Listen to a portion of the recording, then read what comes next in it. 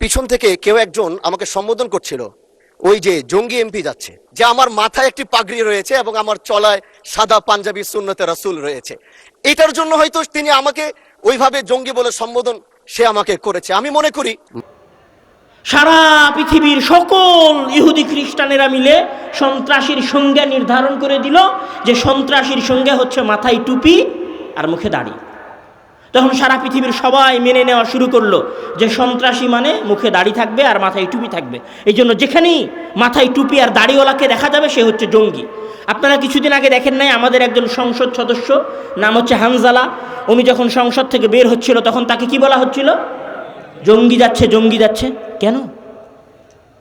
ওইটাকে dress code করা হয়েছে, মানে পরিচয়। সন্ত্রাসবাদের পরিচয় হচ্ছে মাথায় টুপি আর মাথায় পাগড়ি, মাথায় পাগড়ি অথবা টুপি এবং মুখে দাঁড়িয়ে পরিচিত করা হয়েছে এই জিনিস দিয়ে। আর একটা পয়েন্টে আসি, আপনাদের এই স্কুলে কলেজেই যদি আগামীকাল অনুষ্ঠান হয় 16ই ডিসেম্বরের অথবা স্বাধীনতা দিবসের, তাহলে সেই দিবসে যদি রাজাকার কাউকে বানানো হয় তাহলে সেই রাজাকারের মাথায় কি থাকবে বলেন তো? টুপি থাকবে। মুখে কি থাকবে? দাড়ি থাকবে। যদিও মুক্তিযুদ্ধে যারা রাজাকার ছিল তাদের দাড়ি ছিল মুখে আর মাথায় টুপি ছিল কিনা সেটা নিয়ে ইতিহাসের বিস্তারিত আলোচনা করা যাবে, সেটা নিয়ে এখানে বসেও 1 ঘন্টা লেকচার দেওয়া যাবে। সেটা নিয়ে যারা রাজাকার বলতে দাড়ি টুপি বানিয়েছে তাদেরকে ইতিহাস বলে ধুয়ে দেওয়ার মতো দলিল আদিল্লা আছে আমাদের কাছে, বলা যাবে, সেটার কথা আমরা বলছি না। কিন্তু তারা যখন রাজাকার বলে পরিচিত করতে চেয়েছে, রাজাকারকে যখন সংজ্ঞায়িত করতে চেয়েছে, রাজাকারের যখন ডেফিনেশন দিয়েছে, তখন সেই ডেফিনেশনটা কি দিয়েছে বলেন তো? মাথায় টুপি এবং মুখে দাড়ি। তাহলে একটা জিনিসকে আপনি কি বলে সংজ্ঞায়িত করছেন আর একটা জিনিসকে আপনি কি বলে ডেফিনেশন দিচ্ছেন, এটা অনেক গুরুত্ব রাখে। আমার কথা মনে হয় ধরতে পারছেন না। এখানে কলেজ, আমার ধারণা এখানে অনেক স্টুডেন্ট আছে এবং ছাত্ররা আছে, তারা হয়তো আমার কথা বুঝতে পারবে, আমি এতটুকু আশা করি। তাহলে কোনো জিনিসকে সংজ্ঞায়িত করাটা অনেক গুরুত্বপূর্ণ।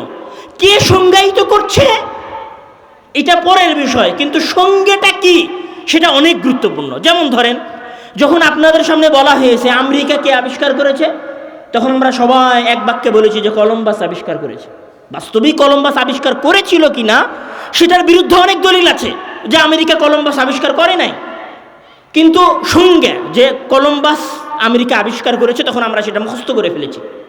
তো সংজ্ঞাটা অনেক গুরুত্বপূর্ণ, অনেক গুরুত্বপূর্ণ যে একটা জিনিসের সংজ্ঞা কি হবে। তাহলে সময়ের সংজ্ঞা কি হবে এটা অনেক গুরুত্বপূর্ণ। আমার কথা মনে হয় আপনারা বুঝতে পারেন। সময়ের সংজ্ঞাটা কি হবে এটা অনেক গুরুত্বপূর্ণ। আমি একজন মুসলিম, আমার কাছে সময়ের সংজ্ঞা কি, আর আমি একজন অমুসলিম, আমার কাছে সময়ের সংজ্ঞা কি, এটা অনেক গুরুত্বপূর্ণ। কেননা সংজ্ঞা যদি উলটপালট হয়ে যায় তাহলে আমার অ্যাকশন আলাদা হয়ে যাবে। এই সংজ্ঞার উপর ভিত্তি করে সময় কেন্দ্রিক মানুষের চিন্তা চেতনা পরিবর্তন হয়েছে। সর্বপ্রথম আধুনিক যে সময়, এই সময়ের সংজ্ঞা দেওয়া হয়েছে, আমি যদি বলি সর্বপ্রথম আধুনিক এই সময়ের সংজ্ঞা দেওয়া হয়েছে 1765 সালে। জোসেফ প্রিস্টলি তার বই এ চার্ট অফ বায়োগ্রাফির মধ্যে সময়ের সংজ্ঞা দিয়েছেন। উনি সময়কে কি বলেছেন?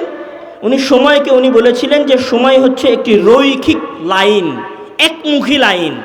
একমুখী লাইন মানে, আমি বুঝিয়ে বলছি আপনাদের জন্য, সময় একমুখীর। আপনাদের অনেকেই মনে হতে পারে যে সময়ের আবার সংজ্ঞা দরকার হয় নাকি, সময় তো সময়, এর আবার সংজ্ঞার কি আছে?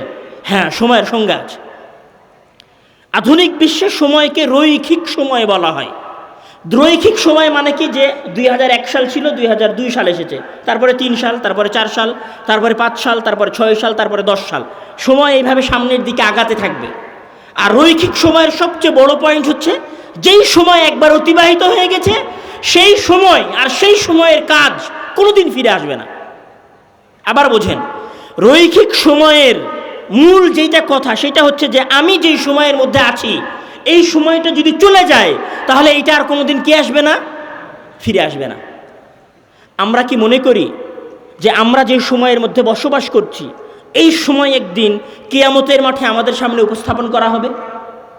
এটা কি বিশ্বাস করেন? আপনি এই দুনিয়াতে যা কিছু করছেন এই সকল কাজের প্রতিদান মহান আল্লাহ তাআলা আপনাকে আখিরাতে দিবেন, এটা কি আপনি বিশ্বাস করেন? তাহলে সময়ের যে বর্তমান সংজ্ঞা, এই সংজ্ঞার সাথে আমাদের বিশ্বাসের সংঘর্ষ আছে।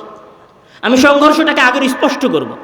এখন যখন সময়ের সঙ্গে এইটা দাঁড়ালো সারা পৃথিবীর মানুষের মাঝে, সময়ের যখন এইটাই সংজ্ঞা হয়ে গেল যে 2001 সাল, তারপরে 2 সাল আসবে, তারপরে 3 সাল আসবে, তারপরে 4 সাল আসবে, 5 সাল আসবে, 26 সাল, তারপরে 27 সাল, তারপরে 30 সাল আসবে, সময় আসবে চলে যাবে।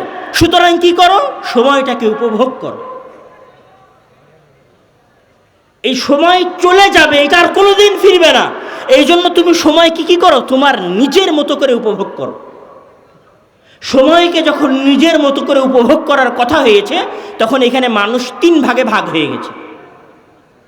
আবার বলছি, একটু একাডেমিক কথা হবে হয়তো, আসলে আমি আব্দুল্লাহ ভাইদের মতো অত জাদরেল কথক না, আমার ছোট ভাই আব্দুর রহিমের মতো অত বড় বক্তা না, আর আমি আব্বুর মতো সাজিয়ে গুছিয়ে কথা বলতে পারি না। আমার কথা একটু একাডেমিক হবে, হয়তো একটু বুঝতে সমস্যা হবে, তারপরেও বোঝার চেষ্টা করবেন। যখন সময়ের এই সংজ্ঞাটা চলে আসলো যে সময় চলে যেতে থাকবে, এটা আর কোনোদিন ফিরবে না, এটা ক্রমবর্ধমান সামনের দিকে আগাবে, তখন মানুষের মাঝে 3টা শ্রেণী তৈরি হয়।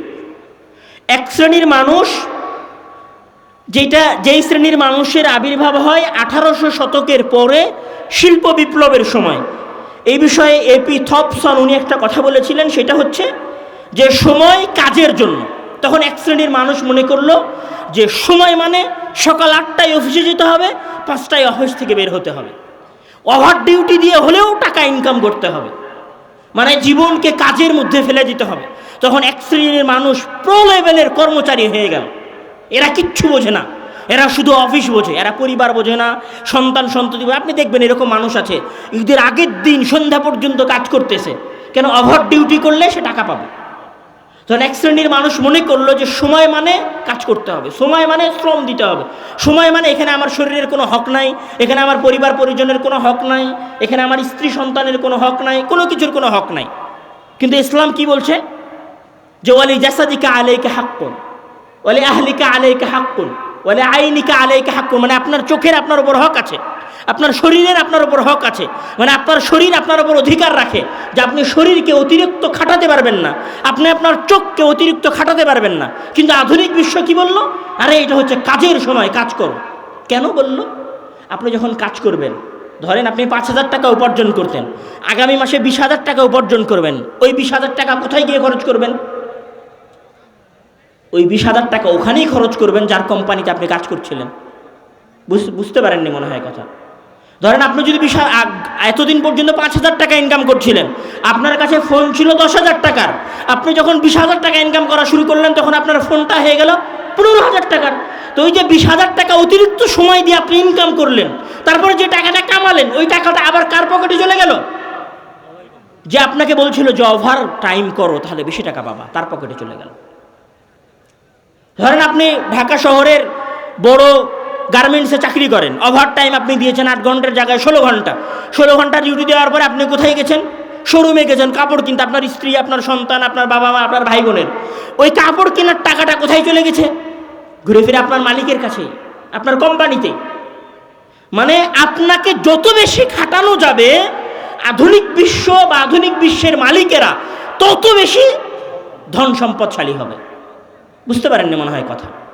মানে আপনি যত বেশি আপনাকে ধ্বংস করবেন, আর আপনি যত বেশি আপনাকে ধ্বংস করে আপনি যদি 8 ঘন্টার জায়গায় 16 ঘন্টা ডিউটি দেন, আপনার মনে হবে 16 ঘন্টা ডিউটি দিয়ে টাকা আমার পকেটে ঢুকছে না, টাকা আপনার পকেটে এই দিক দিয়ে ঢুকছে আর এই দিক দিয়ে বের হয়ে যাচ্ছে।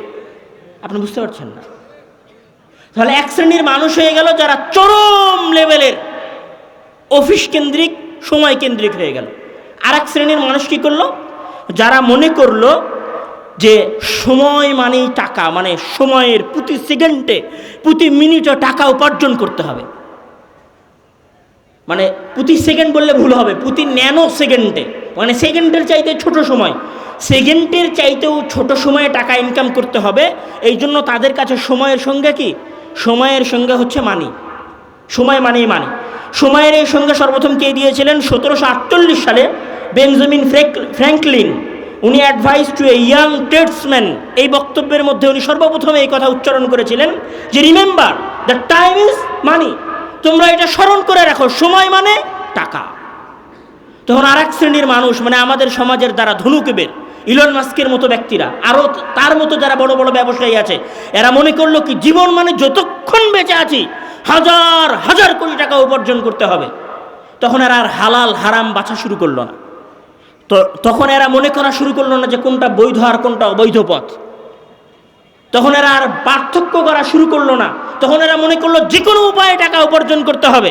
তখন এরা মনে করলো মানুষ খুন করে হলেও টাকা উপার্জন করতে হবে। মানুষ খুন করে হলে টাকা উপার্জন করতে হবে মানে, আমি আপনাকে বলি যে আপনারা বাগদাদে ইরাকে একসময় একটা ফিতনা আবির্ভূত হয়েছিল জঙ্গিদের, ISIS, আপনারা নাম শুনেছেন, যাদের কালো পতাকা ছিল, নাম শোনেন না আপনারা? একসময় আসছিল তালেবান, তো আরও এরকম বিভিন্ন সন্ত্রাসী সংগঠন আসছে। এই সন্ত্রাসী সংগঠনগুলো মানুষকে হত্যা করতো। কি দিয়ে হত্যা করতো?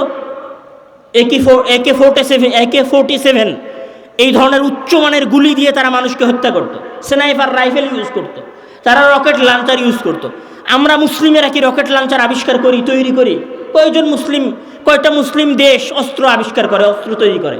কয়টা মুসলিম দেশ?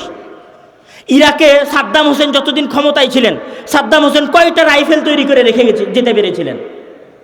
লেবাননে মুসলমানেরা কয়টা রাইফেল তৈরি করে রেখে যেতে পেরেছিল? আপনি যদি খোঁজ নেন, এই পৃথিবীর সবচেয়ে বড় বড় অস্ত্রের কোম্পানিগুলোর মালিক কারা? ইহুদিরা, খ্রিস্টানেরা, আমেরিকার। সব বড় বড় অস্ত্রের কোম্পানি হচ্ছে আমেরিকা। তাহলে ওই অস্ত্র তৈরি হয় আমেরিকায়, আর ওই অস্ত্র ব্যবহার হয় কোথায়?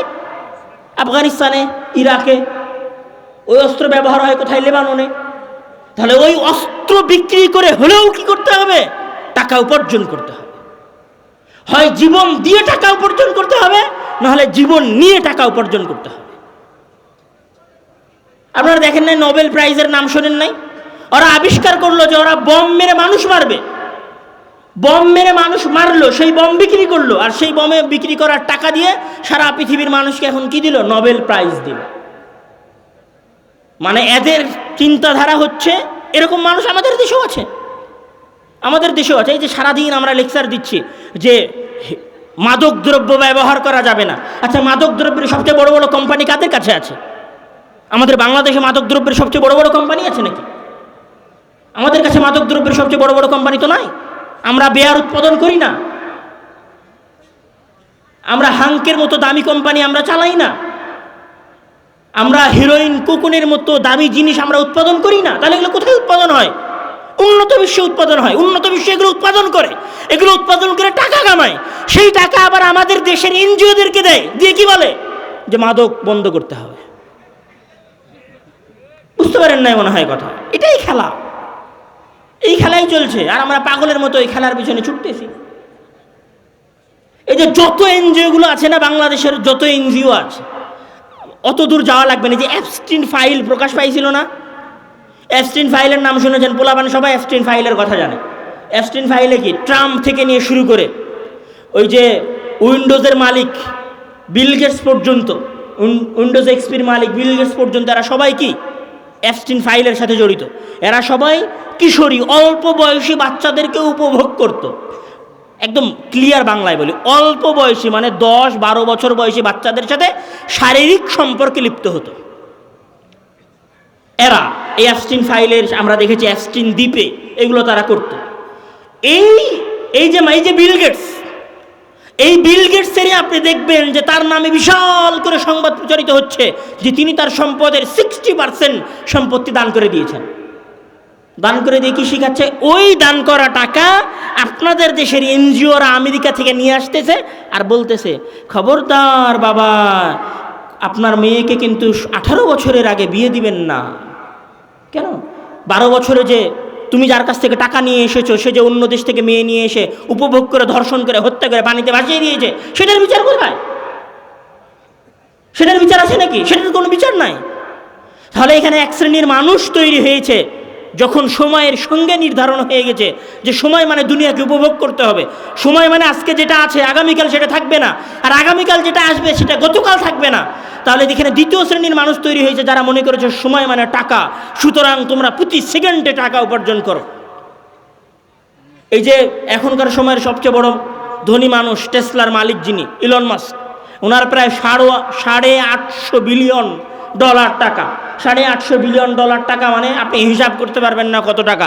1000 বছর খাইলে শেষ হবে না। টাকা কীভাবে উপার্জন করেছে? প্রতি সেকেন্ডে এই টাকা তারা উপার্জন করতেছে। এবার আসেন তৃতীয় শ্রেণীর মানুষ, যখন বলা হয়েছে যে আজকের দিন এই দুনিয়া, এই জন্য মহান আল্লাহ তাআলা পবিত্র কোরআনের মধ্যে বলছেন যে আউযু বিল্লাহি মিনাশ শাইতানির রাজিম বিসমিল্লাহির রহমানির রহিম ওয়া ইন তাউদ্দু নি'মাতাল্লাহি লা তুহসুহা। যদি তোমরা আল্লাহ তাআলার নিয়ামতকে গুনার চেষ্টা করো, গণনা করার চেষ্টা করো, তাহলে তোমরা আল্লাহ তাআলার নিয়ামত গণনা করে শেষ করতে পারবে না। এবং মহান আল্লাহ তাআলা অন্য জায়গায় বলছেন যে ওয়ালিল্লাহি মুলকুস সামাওয়াতি ওয়াল আরদি ওয়াল্লাহু আলা কুল্লি শাইইন কাদির।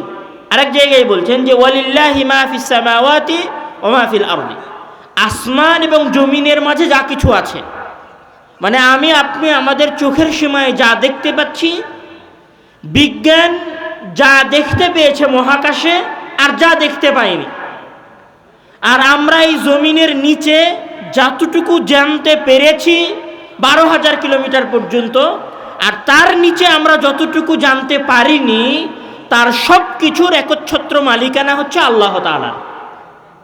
সুতরাং এই পৃথিবীতে আমি এবং আপনি যা কিছু উপভোগ করি তার সবই হচ্ছে মহান আল্লাহ তাআলার দেওয়া অনুগ্রহ, মহান আল্লাহ তাআলার দেওয়া করুণা, মহান আল্লাহ তাআলার দেওয়া কৃপা।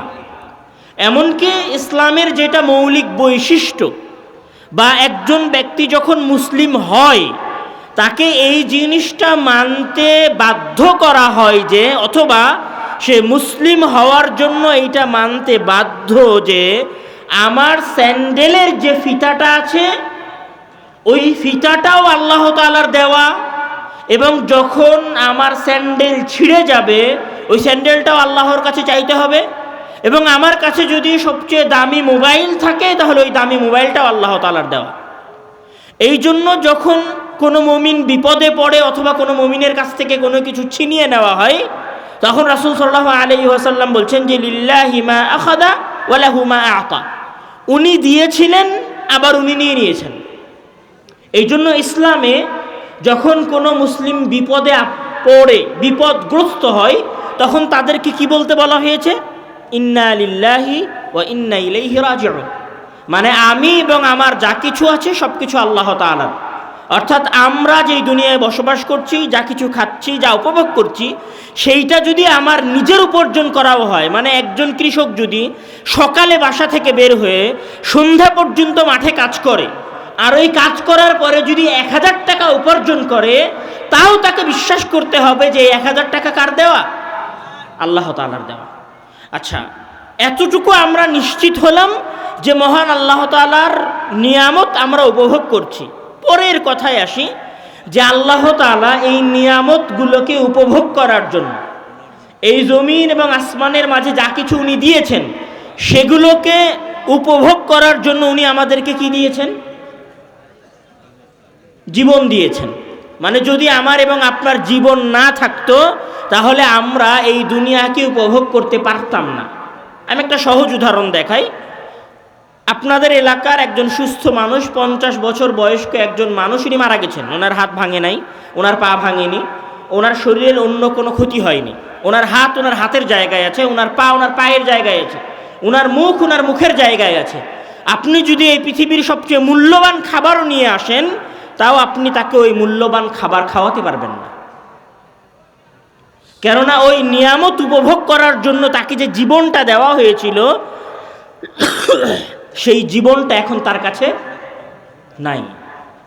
আপনি যদি এই পৃথিবীর সবচেয়ে দামি গাড়ি আপনার যদি থাকে, অথবা আপনার যদি একটা সাইকেল থাকে, দামি গাড়ি না, আপনার যদি একটা সাইকেলও থাকে, আপনার যদি একটা হাত ভেঙে যায় অথবা একটা পা ভেঙে যায়, কিছুদিন পর ঠিক হয়ে গেলে আপনি ওই সাইকেল চালাতে পারেন, ওই মোটর সাইকেলে উঠতে পারেন, অথবা আপনার সন্তানের পেছনে মোটর সাইকেলে চড়ে আপনি যেতে পারেন। কিন্তু আপনার যে জীবন আছে এই জীবনটা যদি শেষ হয়ে যায়, আর আপনার বাড়ির উঠানে যদি মোটর সাইকেল থাকে, তাহলে আপনি আপনার ঘর থেকে বের হয়ে, আপনার জীবন শেষ হয়ে যাওয়ার পরে ঘর থেকে বের হয়ে এই মোটর সাইকেলে উঠতে পারবেন না। তাহলে দুনিয়ার সকল নিয়ামতকে উপভোগ করার জন্য মহান আল্লাহ তাআলা কি দিয়েছেন? মানুষকে জীবন দিয়েছেন। তাবারাকাল্লাযী বিয়াদিহিল মুলক ওয়া হুয়া আলা কুল্লি শাইইন কাদির আল্লাযী খালাকাল মাউতা ওয়াল হায়াতা লিয়াবলুয়াকুম আইয়ুকুম আহসানু আমালা। যে উনি এই পৃথিবী জগৎ সৃষ্টি করেছেন, মানুষকে সৃষ্টি করেছেন, এবং এখানে উনি দুইটা জিনিস সৃষ্টি করেছেন, একটা হচ্ছে মৃত্যু আর একটা হচ্ছে জীবন। এখন আসেন যে যখন আমরা এটা জানলাম যে মহান আল্লাহ তাআলা নিয়ামত দিয়েছেন, নিয়ামতকে উপভোগ করার জন্য জীবন দিয়েছেন, এই জীবনটাকে মহান আল্লাহ তাআলা কি বলে আখ্যায়িত করেছেন পবিত্র কোরআনে? মহান আল্লাহ তাআলা যখন মানুষের জীবনের কথা বলছেন তখন উনি বলছেন যে ওয়ালিকুল্লি উম্মাতুন আজালুন ইযা জাআ আজালুহুম লা ইস্তাখিরুনা সাআতান ওয়া লা ইস্তাকদিমুন, যে প্রত্যেক মানুষের আজাল আছে, মানে একটা সময় আছে। যখন ওই সময় শেষ হয়ে যাবে তখন ওই সময়ের 1 মিনিট আগে তার জীবন শেষ হবে না, আর ওই সময়ের 1 মিনিট পরেও তার জীবন শেষ হবে না। মানে যেই সময়টা তার যাওয়ার জন্য নির্ধারণ করা হয়েছে সেই সময়ই সেই দুনিয়া থেকে বিদায় নেবে। মানে আমি যদি একদম সহজ ভাষায় বলি তাহলে আল্লাহ তাআলা জীবনকে পবিত্র কোরআনে এবং রাসূল সাল্লাল্লাহু আলাইহি ওয়াসাল্লাম হাদিসে আর একটা নাম দিয়েছেন, সেটা হচ্ছে সময়। আব্দুল্লাহ ভাই তার অসংখ্য বক্তব্যের মধ্যে একটা কথা বারবার বলতেন যে আমরা সময়ের মধ্যে বসবাস করি। তো সময়ের মধ্যে আমরা কিভাবে বসবাস করি? আমাদের জীবন, যেটাকে আপনি জীবন মনে করছেন, এটা আসলে জীবন নয়, এটা হচ্ছে সময়। এই জন্য মহান আল্লাহ তাআলা পবিত্র কোরআনের মধ্যে বলছেন যে ইযা জাআ আহাদাহুমুল মাউতু ফায়াকুল রাব্বি লাউলা আখারতানি ইলা আজালিন করিব ফাআসাদদাকা ওয়া আকুম মিনাস সালিহিন। যখন তোমাদের কারো কাছে মৃত্যু উপস্থিত হয় তখন সে আল্লাহ তাআলার কাছে অনুরোধ করে যে আল্লাহ তাআলা যেন তাকে 1 সেকেন্ড সময় বাড়িয়ে দেয়। তাহলে মৃত্যুটা কি বলেন তো? মৃত্যুটা হচ্ছে সময় ফুরিয়ে যাওয়া, আর জীবন মানে হচ্ছে সময়। যতক্ষণ আপনি সময়ের মধ্যে আছেন ততক্ষণ আপনার জীবন আছে। আমরা রাস্তায় মোটরসাইকেল সাবধানে চালাই জীবন বাঁচানোর জন্য, আমরা একটা গাড়ি সাবধানে চালাই জীবন বাঁচানোর জন্য, আমরা একটা 4তলা 5তলা বিল্ডিং থেকে লাফ দেই না জীবন বাঁচানোর জন্য, আমরা বিষ খাই না জীবন বাঁচানোর জন্য, আমরা ভেজাল খাবার পরিত্যাগ করে চলাফেরার চেষ্টা করি জীবন বাঁচানোর জন্য, আমরা ডাক্তারের কাছে যাই জীবন বাঁচানোর জন্য। আপনি জীবন বাঁচান, কিন্তু আপনি কি আপনার সময় বাঁচান? আমার কথা মনে হয় বুঝতে পারেননি। আমরা সবাই জীবন বাঁচানোর চেষ্টা করি, কিন্তু জীবন মানে তো সময়। আপনি কি আপনার সময় বাঁচানোর চেষ্টা করেন? আমরা আমাদের সময় বাঁচানোর চেষ্টা করি না, আমরা জীবন বাঁচানোর চেষ্টা করি। কিন্তু আপনাকে সবার আগে এই জিনিসটা বুঝতে হবে যে জীবন বাঁচানোর নাম হচ্ছে সময়কে বাঁচানো। এবং ইসলামের সকল কিছুই, ইসলামের এমন কোনো নিয়ম পাবেন না যেটা সময়ের সাথে জড়িত নয়। যেমন ধরেন আমাদের সবচেয়ে ফজিলতপূর্ণ 12 মাসের মধ্যে সবচেয়ে ফজিলতপূর্ণ মাস হচ্ছে, বা ফজিলতপূর্ণ মাস বলি না, ইবাদত বলি, সবচেয়ে ফজিলতপূর্ণ ইবাদত হচ্ছে সিয়াম পালন করা। সিয়ামটা কিসের সাথে সংশ্লিষ্ট? সময়ের সাথে সংশ্লিষ্ট। নির্দিষ্ট একটা সময় শুরু হয়, নির্দিষ্ট একটা সময় শেষ হয়ে যায়। এই যে সিয়াম আপনি রাখেন, এইটা একটা সময় শুরু হয় সকালে সুবহে সাদেকের সময়, মানে সময় শেষ হয়ে গেলে কেউ যদি সাহরি করে তাহলে তার সিয়াম হবে না। ধরেন সূর্য উঠে গেছে, কেউ যদি মনে করে যে আমি খাবার খেয়ে সিয়াম থাকবো, হবে না ইবাদত। তাহলে সিয়ামটা ইবাদতের সাথে সংশ্লিষ্ট। হজ অনেক বড় ইবাদত, কিসের সাথে সংশ্লিষ্ট? সময়ের সাথে সংশ্লিষ্ট। কেউ যদি মনে করে যে আমি মুহররম মাসে গিয়ে হজ পালন করব, হজ হবে। কেউ যদি মনে করে যে রমজান মাস অনেক ফজিলতের মাস, আমি রমজান মাসে গিয়ে হজ করে আসব, হজ হবে? হবে না। উমরা হবে কিন্তু হজ হবে না। কেউ যদি মনে করে যে আমি ফজরের সালাত মাগরিবে আদায় করব, হবে? হবে না। ফজরের সালাত ফজরের সময় আদায় করতে হবে, জোহরের সালাত জোহরের সময় আদায় করতে হবে। ইসলামের সকল ইবাদত সময়ের সাথে সংশ্লিষ্ট। এই জন্য আল্লাহ তাআলা পবিত্র কোরআনের মধ্যে অসংখ্য জায়গায় শপথ করছেন। উনি বলছেন যে ওয়াল ফাজরি ওয়া লায়ালিন আশরি, উনি বলছেন ওয়াদ-দুহা, উনি কি বলছেন ওয়াল আসর। মানে উনি এই পৃথিবীতে অনেক গুরুত্বপূর্ণ বিষয়বস্তুর কসম খেয়েছেন, শপথ করেছেন। তার মধ্যে উনি কিসের শপথ সবচেয়ে বেশি করেছেন? সময়ের। আমরা যদি সংক্ষিপ্ত করতে চাই কথা, তাহলে আমাদের কথা এটা দাঁড়াবে যে ইসলামের দৃষ্টিতে একজন মানুষের জীবনে সবচেয়ে মূল্যবান জিনিস হচ্ছে সময়, কেননা সময় মানেই জীবন। এই জন্য মহান আল্লাহ তাআলা যখন পবিত্র কোরআনের মধ্যে সময়ের কথা বলছেন তখন উনি বলছেন যে ওয়াল আসরি ইন্নাল ইনসানা লাফি খুসরিন, সময়ের ব্যাপারে সকল মানুষ ক্ষতির মধ্যে নিমজ্জিত। মানে কোনো একজন মানুষ যদি দুনিয়াতে সময়কে কাজে লাগায়, সে যদি মুসলিম নাও হয় তাও সে দুনিয়ায় ক্ষতিগ্রস্ত হবে না, লাভবান হবে। আর কোনো একজন মানুষ যদি সময়কে কাজে না লাগায় তাহলে তার জন্য দুনিয়াতেও ক্ষতি, আখেরাতেও ক্ষতি। তাহলে সময়কে কাজে লাগাতে হবে। সময় অনেক গুরুত্ববান এবং অনেক গুরুত্বপূর্ণ জিনিস। এই জন্য এখন আসি পরের কথায়। সময় যেহেতু আমাদের কাছে অনেক গুরুত্বপূর্ণ, ইসলামের দৃষ্টিতে, আমাদের মুসলিমদের কাছে গুরুত্বপূর্ণ হোক বা না হোক, ইসলামের দৃষ্টিতে সময় অনেক গুরুত্বপূর্ণ। সময় যেহেতু আমাদের কাছে অনেক গুরুত্বপূর্ণ, সুতরাং কেউ যদি আপনাকে কন্ট্রোল করতে চায়, আপনাকে নিয়ন্ত্রণ করতে চায়, তাহলে সবার আগে আপনার কোন জিনিসটাকে নিয়ন্ত্রণ করতে হবে? আপনার সময়কে নিয়ন্ত্রণ করতে হবে। আপনি মনে হয় আমার কথা বুঝতে পারছেন না। মানে আপনার জীবনের বা আল্লাহ তাআলা আপনাকে যা কিছু দিয়েছেন, এই সব কিছুর মধ্যে সবচেয়ে গুরুত্বপূর্ণ যদি সময় হয়, মানে আমরা বললাম যে মহান আল্লাহ তাআলা মানুষকে নিয়ামত দিয়েছেন, নিয়ামতকে উপভোগ করার জন্য জীবন দিয়েছেন, আর জীবনের অপর নাম হচ্ছে সময়। তাহলে একজন মুসলিমের জীবনে সবচেয়ে গুরুত্বপূর্ণ জিনিস হচ্ছে সময়। তাহলে একজন মুসলিমকে যদি কেউ নিয়ন্ত্রণ করতে চায়, তাহলে সবার আগে তার কোন জিনিসটাকে নিয়ন্ত্রণ করতে হবে? সময়কে নিয়ন্ত্রণ করতে হবে। এই জন্য সারা পৃথিবী জুড়ে এবং সারা পৃথিবীর অমুসলিমেরা মুসলমানদের সময়কে নিয়ন্ত্রণ করার চেষ্টা করছে। আমরা অতদূর পর্যন্ত যাব যে কিভাবে তারা আমাদের সময়কে নিয়ন্ত্রণ করার চেষ্টা করছে। এতটুকু বোঝেন যে সময় সবচেয়ে গুরুত্বপূর্ণ, এই জন্য তারা সময়ের নিয়ন্ত্রণ করতে চেয়েছে। সময়ের নিয়ন্ত্রণ কিভাবে শুরু হয়েছে? সময়ের নিয়ন্ত্রণ শুরু হয়েছে সময়ের পরিচয় নির্ধারণ করার মাধ্যমে।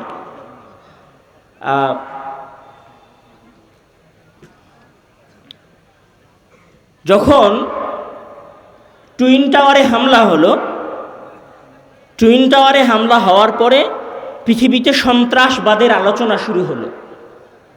পৃথিবীতে সন্ত্রাসবাদের আলোচনা টিভি চ্যানেল টকশোগুলোতে অনেক বেশি হওয়া শুরু হলো। আচ্ছা, তখন সন্ত্রাসবাদের পরিচয় কি ছিল বলতে পারবেন? বা সন্ত্রাসবাদকে কি বলে পরিচিত করা হয়েছিল সেটা কেউ জানেন? না। তখন সন্ত্রাসবাদকে পরিচিত করা হয়েছিল, সন্ত্রাস মানে মাথায় টুপি আর মুখে দাড়ি। বুঝতে পারেননি মনে হয় আমার কথা। সন্ত্রাস করা মানে কি? একজন মানুষকে ভয় দেখানো। সন্ত্রাস করা মানে একজন মানুষকে অন্যায়ভাবে হত্যা করা। সন্ত্রাস করা মানে একজন মানুষকে অন্যায়ভাবে গুলি করা। সন্ত্রাস করা মানে একজন মানুষের উপর বম ফেলা। যে বম ফেলে, যে গুলি করে, যে হত্যা করে, সে হচ্ছে সন্ত্রাসী। এখন সন্ত্রাসীর সংজ্ঞা কি হবে? তৃতীয় শ্রেণীর মানুষ তৈরি হয়েছে। এক শ্রেণীর মানুষ প্রথমে বললাম যারা কলকারখানায় কাজ করে, কোম্পানিতে কাজ করে, ব্যাংকে জব করে, অফিস আদালতে কাজ করে। দ্বিতীয় শ্রেণীর মানুষ যারা ব্যবসায়ী, কোটি কোটি টাকার ব্যবসা করে, তাদের একটা অবস্থা। তৃতীয় শ্রেণীর মানুষ যারা মনে করেছে, কি আপনাদের ভাষায় একটা ডায়লগ আছে, 2 দিনের দুনিয়া নাকি যেন বলে, খাওয়া দাও ফুর্তি করো, দুনিয়াটা মস্ত বড়, এরকম কি যেন একটা ডায়লগ আছে। তখন এদের খাওয়া শুরু হয়েছে কোথায় জানেন? এটা হচ্ছে 3 নাম্বার শ্রেণীর, তৃতীয় শ্রেণীর মানুষ আর কি। তৃতীয় শ্রেণী বলতে আমি গালি দিচ্ছি না, মানে ছোট শ্রেণীর বোঝাচ্ছি না, আমি 3টা ভাগে মানুষকে ভাগ করতেছি। এই সময়ের এই সংজ্ঞার কারণে এখানে তৃতীয় একটা শ্রেণী তৈরি হয়েছে মানুষের। এরা কি মনে করেছে যে সময়ে খাইতে হবে, ফুর্তি করতে হবে, আনন্দ করতে হবে, এটার জন্যই দুনিয়া। তখন এদের খাওয়া কোথায় জানেন? তখন এদের খাওয়া হচ্ছে চায়ের স্টলে 5 টাকার একটা চা, কতক্ষণ ধরে? 5 ঘন্টা ধরে অথবা 3 ঘন্টা ধরে। আরে 2 দিনের তো দুনিয়া, কি করবি এত পড়াশোনা করে, চল একটু আড্ডা দিয়ে আসি, মরেই তো যাবি, আর তো থাকবেই না, তাহলে একটু ফুর্তি করে নে। এদের ফুর্তির খাওয়া এটা হচ্ছে চায়ের কাপ। আর ফুর্তি কোথায় জানেন? এদের ফুর্তি হচ্ছে ঈদ যখন আসবে তখন একটা নসিমন ভাড়া করবে, আর নসিমনের উপরে একটা সাউন্ড বক্স লাগাবে, তারপরে এবার গান বাজাবে, আর বগুড়া শহরে আসবে গ্রাম থেকে ঘুরতে। এটা হচ্ছে ওদের ফুর্তি। মানে এরা এত হতভাগা যে এরা যে খাওয়ার জন্য 5 স্টার একটা হোটেল পর্যন্ত যাবে মমইনে। আল্লাহর কসম করে বলছি, মমইনের দেখা দৃশ্য বলছি। মমইন আপনি ঈদের দিন যান, ঈদের পরের দিন যান, দেখবেন যে মমইন ভর্তি হয়ে আছে মানুষে, পা রাখার জায়গা নাই, সব সেলফি তুলতেছে, ছবি তুলতেছে, কেউ গান বাজাইতেছে। আর ভেতরে 5 স্টার হোটেলে যেখানে খাবার দেয় ওখানে যান, সিট খালি, 5টা 10টা মানুষ। তাহলে এদের ফুর্তি কোথায়? এদের ফুর্তি হচ্ছে 5 টাকা পর্যন্ত, 10 টাকা পর্যন্ত, 100 টাকা পর্যন্ত। এরা এটাই মনে করে আর এটাকেই ফুর্তি মনে করে, তখন এইটার পিছনে কি করতেছে? সময় ব্যয় করতেছে। তাহলে এদের জন্য সবচেয়ে বড় আফসোস, এদের জন্য দুইটা আফসোস। এক, যে এরা সময়কে কাজে না লাগানোর কারণে তো এই সময়কে ঠিকমতো উপভোগ করতে পারছে না। আর এই 5 টাকার একটা কাপের কি মূল্য আছে? তুমি যদি ফুর্তি করার জন্য থাইল্যান্ড যাইতা, তুমি যদি ফুর্তি করার জন্য দুবাই যাইতা, তাহলে একটা কথা বলতাম, ওকে ভাই তুমি দুনিয়াটারে উপভোগ করেছো, খালাস, যাও, দুনিয়া তো পাইছো, আখিরাত পাও আর না পাও। সেটা তো হয় নাই। দ্বিতীয় যে এদের সবচেয়ে বড় লাঞ্ছনার বিষয়, সেটা হচ্ছে যে এরা অন্যদের গিনিপিগ হয়ে গেছে। গিনিপিগ মানে অন্যদের দ্বারা ব্যবহৃত হয়েছে। সময়ের প্রতি কনসার্ন না থাকার কারণে, সময়ের প্রতি মনোযোগ না থাকার কারণে, সময়ের সদ্ব্যবহারের আকর্ষণ না থাকার কারণে কিভাবে ব্যবহার হয়েছে জানেন? শুধু ব্যবহার হয় নাই, এদের মাধ্যমে সারা পৃথিবীর বড় বড় কোম্পানিগুলো টাকা উপার্জন করেছে। কিভাবে টাকা উপার্জন করেছে? এই পৃথিবীর সবচেয়ে বড় কোম্পানিগুলোর একটা কোম্পানি হচ্ছে ইউটিউব। এই পৃথিবীর সবচেয়ে বড় কোম্পানিগুলোর একটা কোম্পানি হচ্ছে ফেসবুক। এই পৃথিবীর সবচেয়ে বড় কোম্পানিগুলোর একটা কোম্পানি হচ্ছে হোয়াটসঅ্যাপ। এই পৃথিবীর সবচেয়ে বড় কোম্পানিগুলোর একটা কোম্পানি হচ্ছে স্ন্যাপচ্যাট। এই পৃথিবীর সবচেয়ে বড় কোম্পানিগুলোর একটা কোম্পানি হচ্ছে ওই যে টেলিগ্রাম। এই পৃথিবীর সবচেয়ে বড় কোম্পানিগুলোর একটা কোম্পানি হচ্ছে ওই যে যেটাতে হচ্ছে স্ট্যাটাস দেয় অনেক দামি দামি ধনী ধনী মানুষেরা, ওটার নাম যেন কি? এক্স। এটার নাম আগে যেন কি ছিল? হ্যাঁ, টুইটার। এটার নাম আগে টুইটার ছিল। এই যে টুইটার চালায়, এই যে ফেসবুক চালায়, এই যে হোয়াটসঅ্যাপ চালায়, এই হোয়াটসঅ্যাপের টাকা পায় হোয়াটসঅ্যাপের মালিক, ফেসবুকের টাকা পায় ফেসবুকের মালিক। আর এই ফেসবুকে ভিডিও দেখে কে? আরে ফেসবুকে ভিডিও দেখে কে? আমার আপনার মতো 3 নম্বর শ্রেণীর ভবঘুরেরা, যার কাছে সময়ের কোনো মূল্য নাই। ওই একবার ফেসবুক খুলেছে, এরকম করে খুলেছে তো চেয়ারের উপরে বসে থেকে চালাইতেছে তো চালাইতেছে, ফেসবুক চলতেছে 2 ঘন্টা। আর দাখিল পরীক্ষার সামনে এসএসসি পরীক্ষা, বলছে 5 মিনিটের জন্য একটু ফেসবুকটা চালাই। 5 মিনিট মনে করে ফেসবুক হাতে নিয়েছে, দেখে আধা ঘন্টা নাই। সেই আধা ঘন্টায় কে টাকা উপার্জন করে নিয়ে গেছে? এই আধা ঘন্টায় কে টাকা উপার্জন করে নিয়ে গেছে? পাগলেরা। ডোন্ট মাইন্ড, পাগল বলছে আপনাদেরকে। আপনারা পাগল, আপনারা পাগল। বসে থেকে থেকে নিজেদের সময় ধ্বংস করেছেন। আর আপনাদের সময়ের উপরে আরেকজন মানুষ কি হয়ে গেছে? কোটিপতি হয়ে গেছে। আর আপনি একটা ভাঙ্গা টুলের উপরে ছোট্ট একটা কুড়ে ঘর, চায়ের স্টলে গিয়ে 5 টাকার একটা চায়ের কাপে ফু দিয়েছেন, বাস। বর্তমান সময়ের সবচেয়ে বড় একটা গেম আছে, গেমের নাম হচ্ছে পাবজি। পাবজি গেম কে খেলে? আচ্ছা, এদের আরো এরা কত নিচে নেমে গেছে আমি সেটা দেখাই। এরা তো দেখে দেখে আবার কি করে জানেন? ওই পাবজি গেম যে ছেলেটা খেলছে, মানে এখানে আবার 2 ধরনের মানুষ আছে। একটা হচ্ছে পাবজি গেম শুধু খেলে, আর একটা হচ্ছে পাবজি গেম খেলে টাকা ইনকাম করে। পাবজি গেম খেলে ওই গেমটা ভিডিও করে, অথবা গাড়ি চালানোর গেম এটাকে ভিডিও করে, ভিডিও করার পরে সেটা ইউটিউবে ছাড়ে, ইউটিউবে ছেড়ে টাকা ইনকাম করে। ওই ভিডিও গেম আবার আমাদের বাংলাদেশের এই অথর্বরা দেখে। মানে এরা এত বেকারের বেকার, এরা এত অথর্ব যে আর একজনের গেম খেলাটা দেখে। আরে পাগল, গেম খেললে তো নিজে আনন্দ পাইতো, ও নিজেও আনন্দ পায় না, আর একজনের গেম খেলা দেখে। এটা হচ্ছে আমাদের যুবক শ্রেণীর অবস্থা।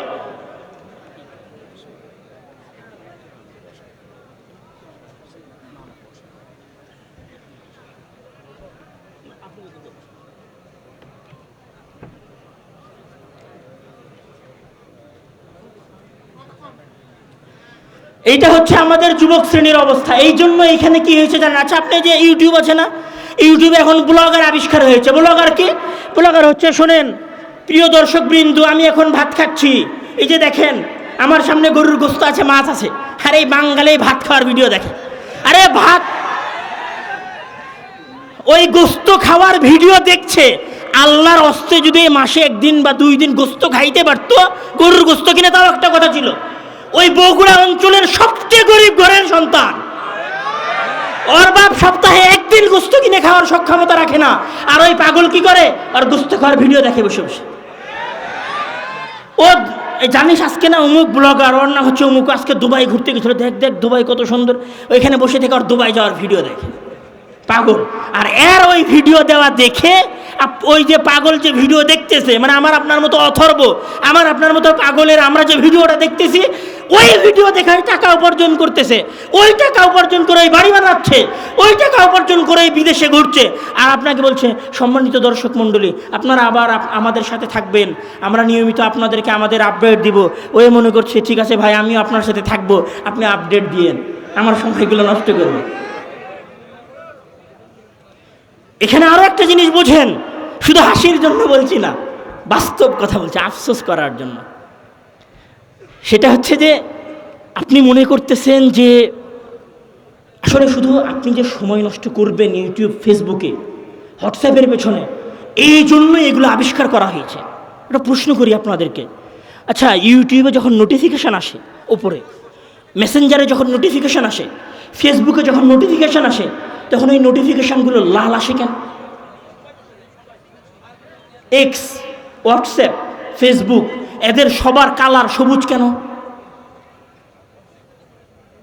আপনি দেখবেন মজার বিষয়, ইউটিউবে যান আপনি, ইউটিউবে ওপর থেকে নিচের দিকে মানে এরকম করতে হয়, মানে ওপরের দিকে ঠেলতে হয়, তাহলে স্ক্রিন ওপরের দিকে যায়।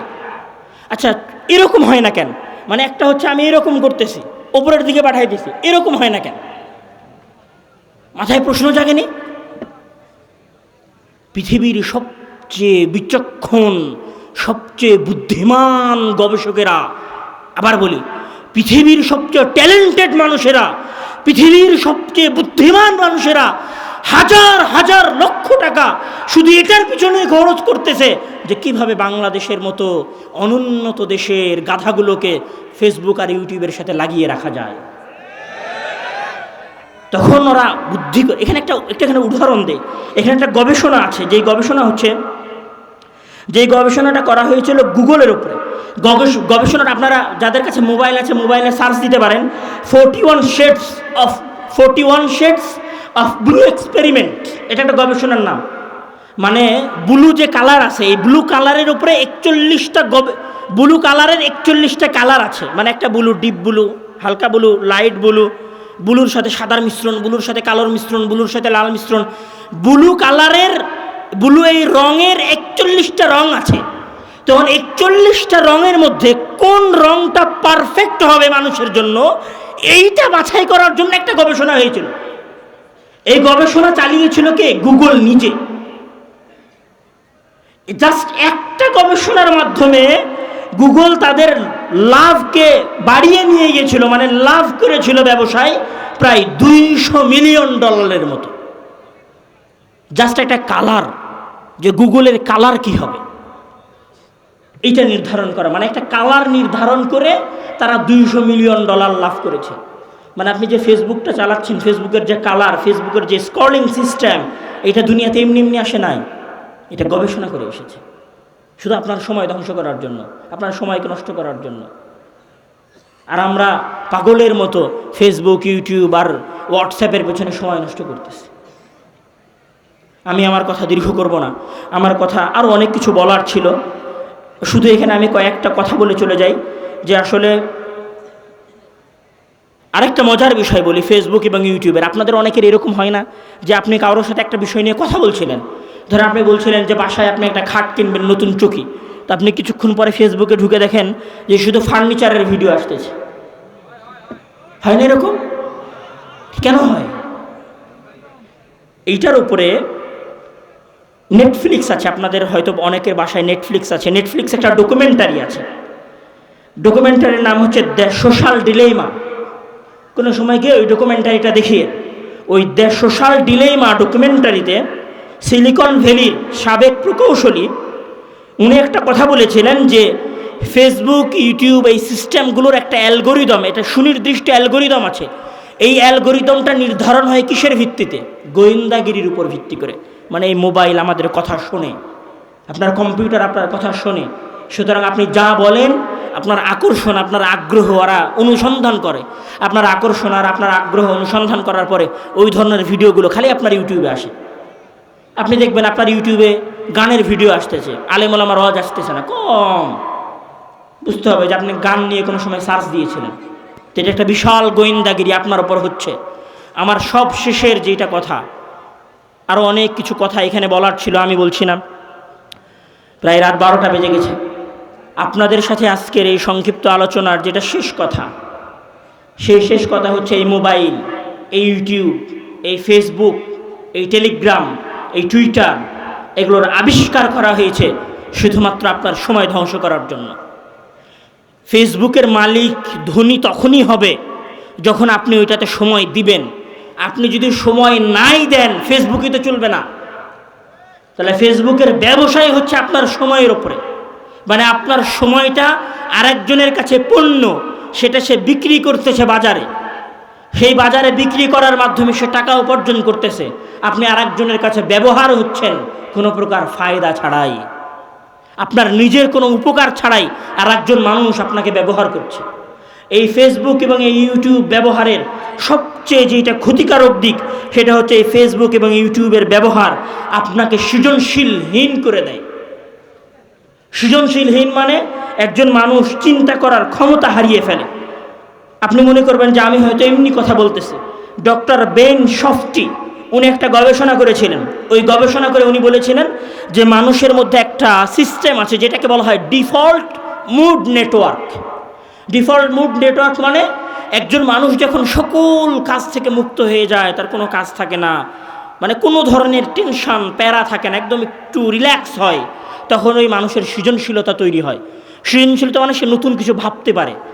এখন আমাদের কাছে তো আসলে মোবাইল থাকে। মোবাইল যখন পকেটের মধ্যে থাকে তখন মাথার মধ্যে করে, আচ্ছা কেউ মেসেজ দিল নাকি, আচ্ছা আমার গার্লফ্রেন্ড আমারে মেসেজ দিল মনে হয়, দেখি একটু আওয়াজ করলো, আমার বন্ধু মনে হয় আমারে মেসেজ দিয়েছে। তো মাথা কি পায় না, রিল্যাক্স পায় না।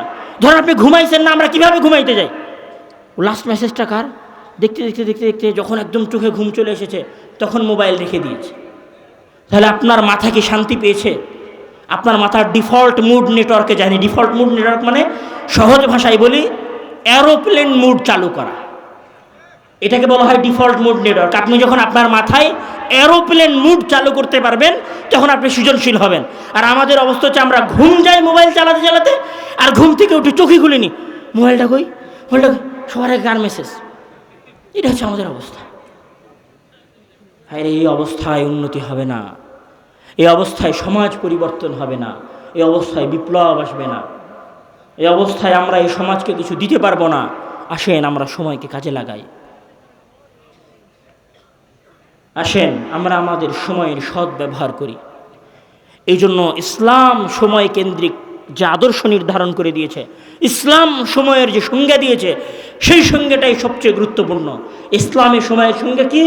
ইসলামের সময়ের সংজ্ঞা হচ্ছে লা ইয়াজুলু কাদামা আবদিন, কিয়ামতের দিন কোনো বান্দা এক পাও অগ্রসর হতে পারবে না যতক্ষণ পর্যন্ত না সে তার সময়ের হিসাব দিতে পারবে। তাহলে ইসলামের সময়ের সঙ্গে হচ্ছে সময় আল্লাহর নিয়ামত, এটাকে মেপে মেপে হিসাব করে করে খরচ করতে হবে। কোথায় খরচ করব সেটা ভেবে তারপরে এটাকে খরচ করতে হবে। না ভেবে না চিন্তা করে হুটহাট সময় খরচ করা ইসলামের বিধান নয়। ভেবে চিন্তে সময় খরচ করতে হবে, এটাই ইসলামের বিধান, এটার উপরে আমাদেরকে আমল করতে হবে। আমরা যদি সময়কে ইসলামের বিধান অনুযায়ী কাজে লাগাতে পারি তাহলে রাসূল সাল্লাল্লাহু আলাইহি ওয়াসাল্লাম এবং আল্লাহর ওই কথা আমাদের দ্বারা প্রতীয়মান হবে। রব্বানা আতিনা ফিদ দুনিয়া হাসানাতাও ওয়া ফিল আখিরাতি হাসানা। দুনিয়াও হাসিল হবে, আখিরাতও হাসিল হবে। দুনিয়াতে একটা সুন্দর জীবন হবে, কিছু টাকা পয়সা হবে, সুন্দর একটা ফ্যামিলি হবে, সময় নষ্ট হবে না, গাঞ্জাখোর মদখোর হব না, গেম খেলবো না, সময় নষ্ট করবো না, ভালো একটা রেজাল্ট হবে, মোটামুটি একটা চাকরি হবে। আর আখেরাতে সালাত আদায় করবো, সিয়াম পালন করবো, এই জন্য আখেরাতে জান্নাত পাবো। দুই কুল লাভ করা যেতে পারে শুধুমাত্র ইসলামী সময় ব্যবস্থার মাধ্যমে। আল্লাহ তাআলা আমাদেরকে আমাদের সময়কে কাজে লাগানোর তৌফিক দান করুক। আল্লাহুম্মা আমিন। ওয়া আখিরু দাওয়ানা আলহামদুলিল্লাহি রাব্বিল আলামিন। ওয়া আসসালামু আলাইকুম ওয়া রাহমাতুল্লাহি ওয়া বারাকাতুহু।